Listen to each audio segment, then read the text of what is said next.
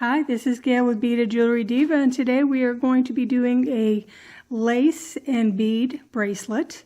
So you can see that I've got beads, I've got some pearls, I've got a button closure for a change, and we're going to see how to make this, and I'm also going to do more along the lines of how I decide to design something. So that's something that, I don't know, maybe you're interested in, maybe you're not.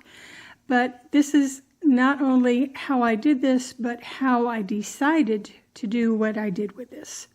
So anyway, join me and we will see what it takes to make this bracelet. If you enjoy it, please give it a thumbs up. And if you don't already subscribe to my YouTube channel, I hope you'll do so. And let's get on with making this bracelet. Okay, I've started like a pre-selection process on this one, and I want to show you what I am starting with so you can get some ideas for your own.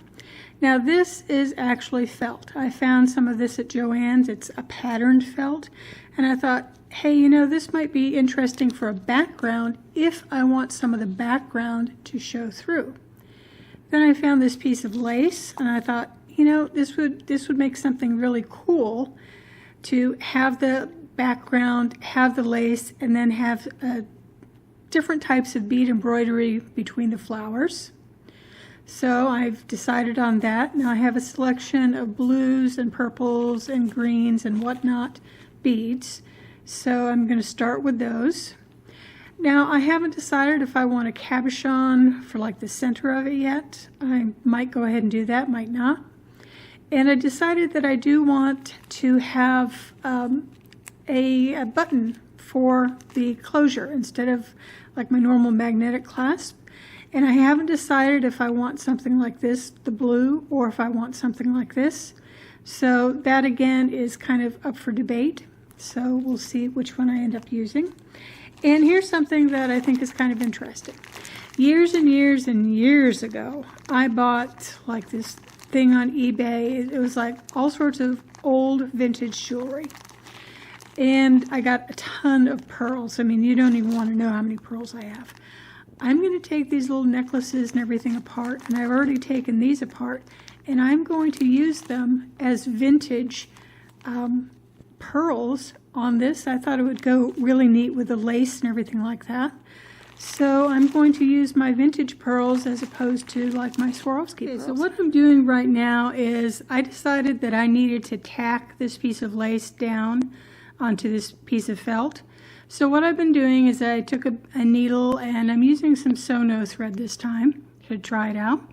And I'm just going ahead and doing some small tacking stitches. So you can see that I'm coming up by one of these little bars. And then just going right back down, and then coming up another one. And what I did is I started in the middle, and I worked all the way around one of the middle flowers. So I went ahead all the way around it, and then I just started going out. I went down this side, up this side, and now I'm coming back down. And this again is just to tack this down so I can make sure that the lace doesn't move all over the place while I'm in the process of doing this. I can see that I just need one last little bit. Now normally I will say also that I don't use regular felt. I will use something other than regular felt, like a stiffened felt, or I will use one of the Nicole's bead backing or lacy stiff stuff or something like that. But for this, because I wanted to have kind of the pattern in back, I decided to say, what the heck? Oops, looks like that one. I can tack that down later. I decided what the heck, we'll do that, because also I can always put in another piece of stiffened felt in back of this if I think it's too flimsy. And of course I'll have the ultra suede as well. I've started by taking some size 15 seed beads, and I just put them on either side of this flower motif. And the reason I did that is I consider this the center. And what I did is I just took this in half like this, and then I decided that this was going to be my center. Now I cut this longer than I would normally use, the length of my felt, because I knew that at some point, if I needed to, I could cut off some, so as to be able to have something centered. So this is what I've done. I've tacked this down so I know that this is my absolute center. I haven't decided, like I said, if I'm going to go ahead and put something like this there, or I could even decide to put like this there. That looks neat. Maybe I'll do that. So that is my center motif. Now what I'm going to do is you can see I've got out a whole bunch of my little pearls, and I think I'm going to go ahead and start putting in some pearls in this area. So you can see where we have like 3 of these. I'm going to just put the beads in the top 2. So I'm going to go up and down, and I'm going to put the beads in the little pearls. So you see what I've done here. I've gone ahead and put a gold and a white of these vintage beads into the spaces. Now, one thing that I've discovered very much so on these is that it's kind of hard at times to get 2 beads of the same size. That's why Swarovski is kind of a little bit better, at least when you need a 4mm, you know you're getting a 4mm. But I thought, again, since this is going to have a little bit more of a vintage look, I thought I'd go ahead and use my vintage beads. So this is where I've started. Now, since I went ahead and did 3 size 15s along each side of this middle flower, I kind of like that. I think it just adds a little definition to it. So I think at this point what I'm going to do is I'm going to put that same 3 size 15 beads in each of these spots. Okay, you can see what I have done at this point. I've gone ahead and put beads, the purple, the blue, the green, in between these little spaces. Let's see if we can get this up a little closer. So you can see these spaces here, here, here, and here. There's 5 of them across. So what I'm just doing is I'm taking my needle and thread and just going into the same spot. So I'm just tacking it down. And like in this one, you can almost not even see the space, so I'm just going to create space. Sorry, that went out of focus for just a moment. You know, I don't think I told you, but this lace that I got, and actually the felt and everything as well, I got at JoAnn. So it's, you know, the kind that, it's not even the kind that you have to have them cut or anything like that. It's just a roll of lace, and I think it's about, I want to say 1 1/4 inch, 1.5 inches, something like that in width. And it wasn't very expensive, and of course I like to do it when they have sales going on. And I happen to get it at 30% off, something like that. So, and I think that the whole roll of it was like $9. So 30% off, so that wasn't too terribly bad. Okay, so I've got this, and you can see what it looks like so far. Now the question then becomes, what else do I want to do before I actually go ahead and put on the edging? I know we talked about the different buttons and everything like that. I had an idea though, and this is kind of wacky, I guess, but I had these vintage earrings, and this one is broken and everything, but I thought, I took a look at this and I wanted to see what it looked like, and it's like, oh my. All right, here's what I ended up doing, and I'll probably do a video about how I actually made this cluster. But I used the vintage pearls, and I thought it needed a little bling, so I added some Swarovski in the blues and the greens and the purples. So what I've done is, this is on some thread. I used Fireline this time because I want it to be very sturdy. And I've gone ahead and picked the center and put my thread through. Now I have 2 ends of the thread this time because I actually want to tie it in back after I've tacked it down, just for extra security, since this isn't too terribly light. And oh, by the way, forgot to mention, this is one of the reasons you don't want to use regular felt. I found my regular felt, my unstiffened stuff, was really stretching. So I decided to go ahead and put it on some stiffened felt, just to go ahead and preserve it, or else my bracelet would have been like huge.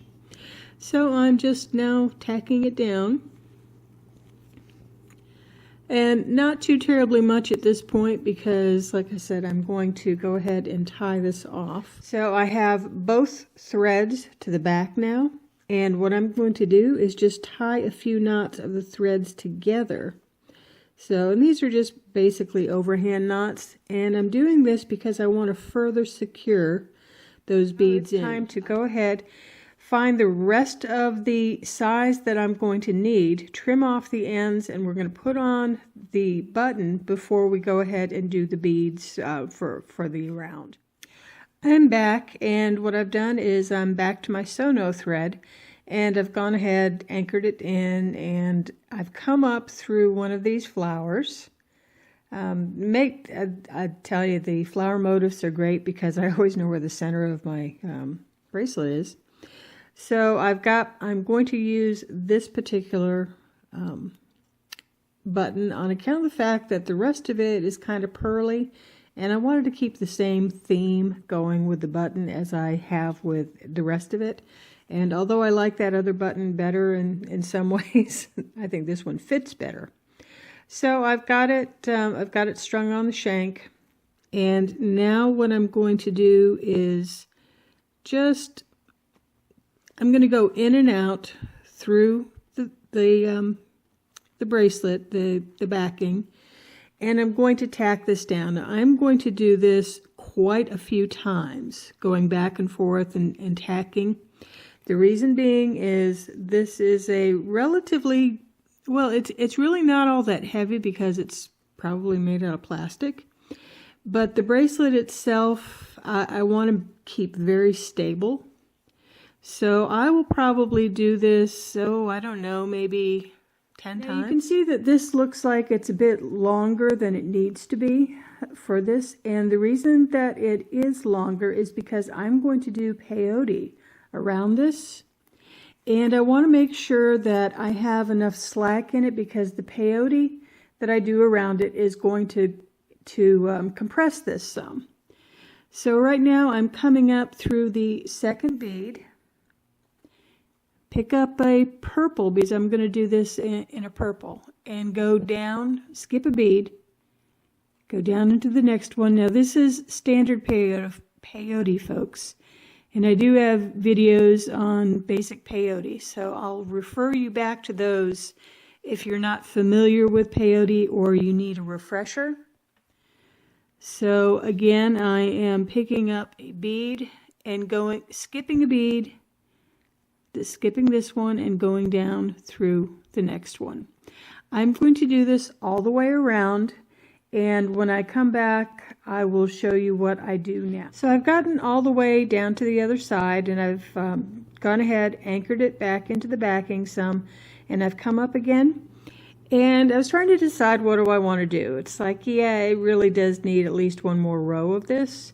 But I wanted to put some of the green in, but I didn't want the whole thing to be green. So what I've decided is I'm coming up out of this thread, so it's one before where I'll have to start the peyote, and I'm going to pick up one of the green beads, go through the purple, and that's my start. So what I'm actually going to do is the first 3 beads, I am going to go ahead and do green. And the reason I'm just doing the 3 beads is because that's pretty much all that's going to show by the time that I go all the way around. This part is going to be behind the bracelet, or behind the button rather. So I just want the green here, and the reason being is I don't have very many more of these greens, so I'm trying to conserve. So I'm going to use the blue. So the purple is just kind of sort of an accident. How about accent? Oh boy. Now for this particular video, and I think I'll probably say it, and it's interesting. When I do videos, I do the video first and then I do the intro. So you can see the final project at the very beginning.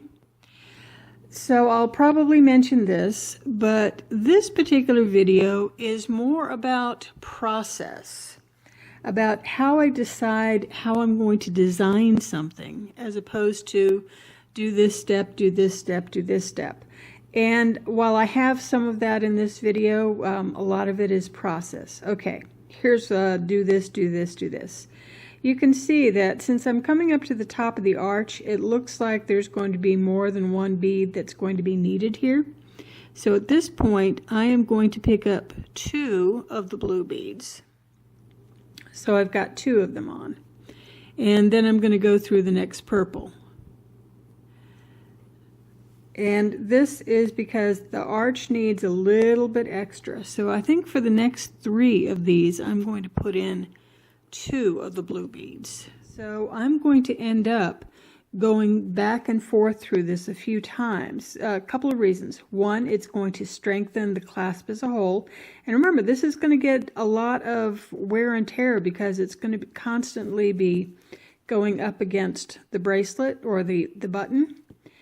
And 2, it makes it end up looking smoother in the end. And you'll see what I mean a little bit later. I'm going to go ahead and finish this. I'm going to come back through a couple of times. You'll see that it looks a little bit more stable. And then we're going to talk about what I'm going to do to finish this off. Now, obviously, I need to go ahead and put on my ultra suede backing because I still have thread showing here. But how do I decide what to do for the edges? And that's going to be the next big decision point. Here's another tip and trick that I've had to employ.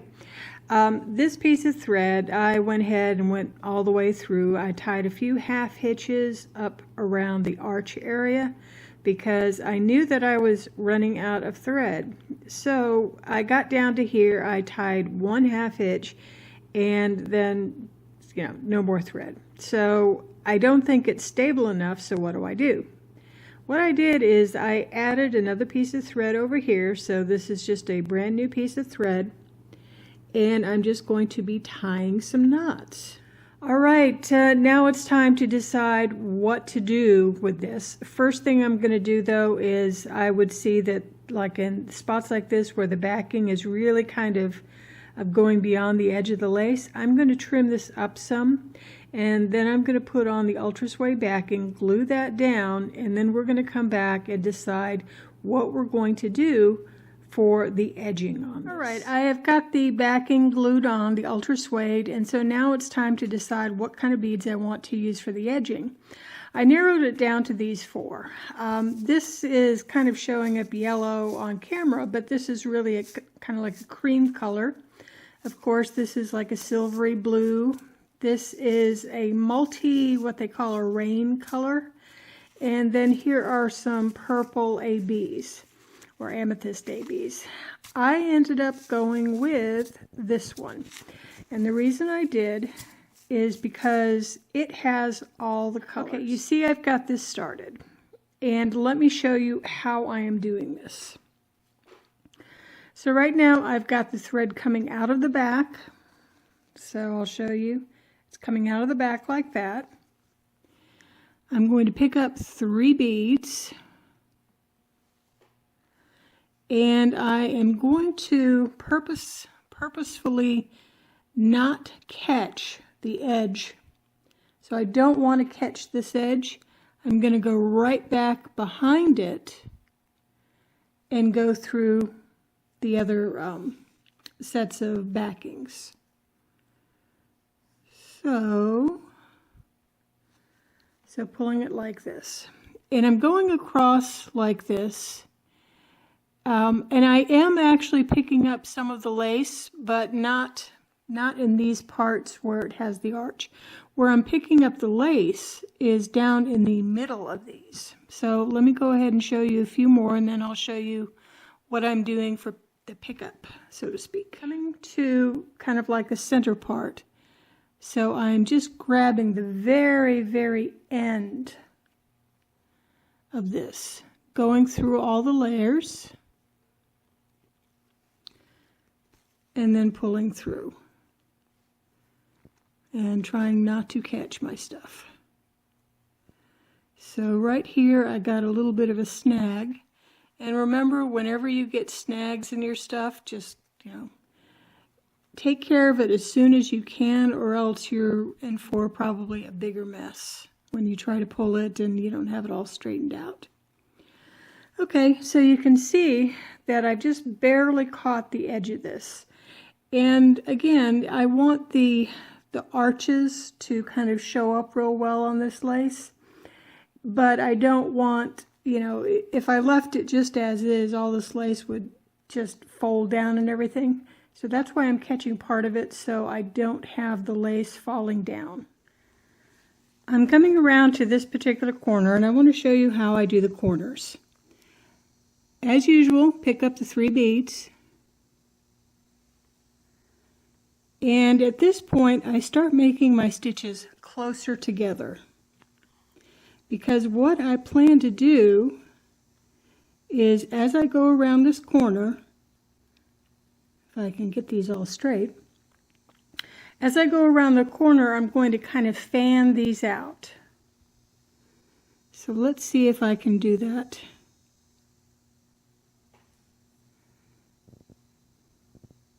And I don't remember if I mentioned it previously, but when you cut the ends of this kind of lace, you want to go ahead and put some sort of fabric glue or white glue or something on the edges to prevent them from fraying later on. Like I said, I can't remember if I said that earlier, so I thought I'd say it again. So here comes the start of the fan.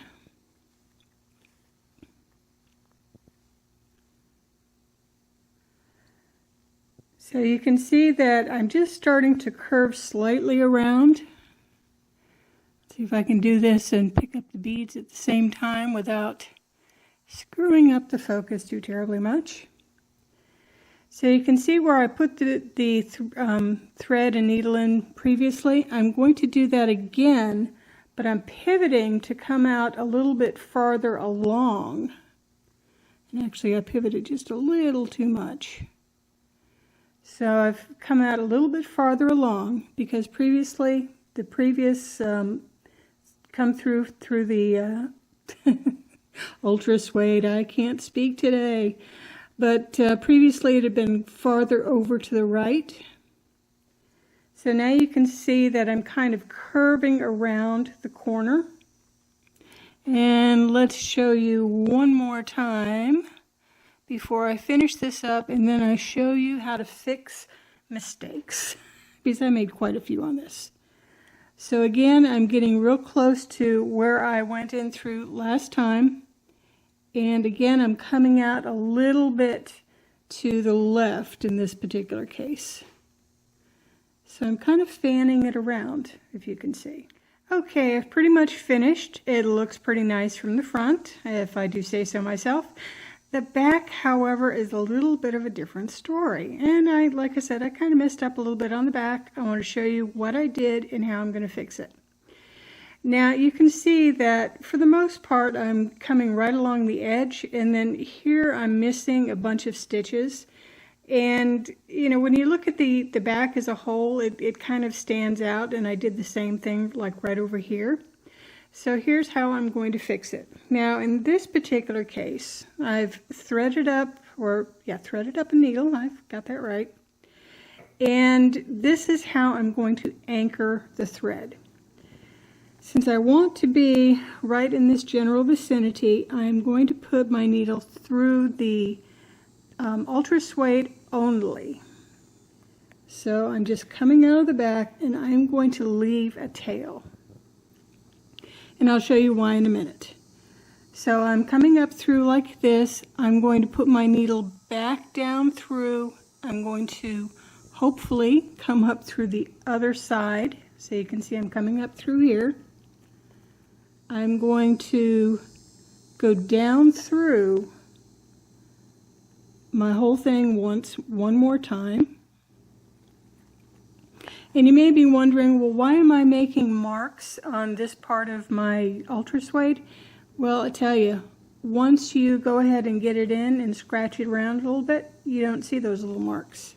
So I'm going to do this a few more times in order to go ahead and anchor this real well so that when I pull on it, it doesn't come out. You can see where it's still kind of moving when I do this. Let me anchor it and then I'll come back when I am back up to this point. Okay, I'm actually coming up right through here, so I want to show you what I do in this one before I move over to these. So I see where I'm coming up through the backing. Let's see if I can get that a little bit better. You can see where I'm coming up through the backing. I'm going to pick up 2 seed beads and I'm going to move it up through the beads so I can, the beads that were on top, so I can kind of make it look like they were always there. Now granted, I'm going to have like 5 beads on this particular wrap, but that's okay because all I really care about is making it look even and back. So I'm coming through all 3 of the regular beads, or the initial beads, going back down through, and ideally I'd come out like right over here, but I'm kind of doing this fast. And I've also looped through, so let's see if I can do this. Today I'm just all fumble fingers. So you can see that that looks a lot more in line than these do. So I'm going to once again kind of use tiny stitches to go back. And you notice that I still have this thread out here. And the reason I still do that is because I'm going to take this, I'm going to pull it and then snip. The thread is going to disappear back under here. So you'll never know that there's a thread under there. All right, so I am coming up through the back. That's right about where I want to be. And like I said, today I am just all full of tangles, even though I have a relatively short thread.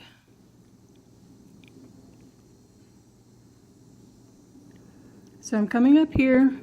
I pick up 2 beads because I judge that 2 is about what I need.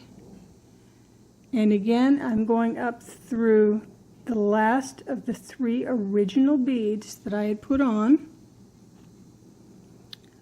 And there, I make it look more normal. Okay, the back looks a little bit better now. So we've got that taken care of. Now I'm going to show you one more part that I kind of messed up a little bit, and I'm going to show you what I'm going to do about it. All right, let's see.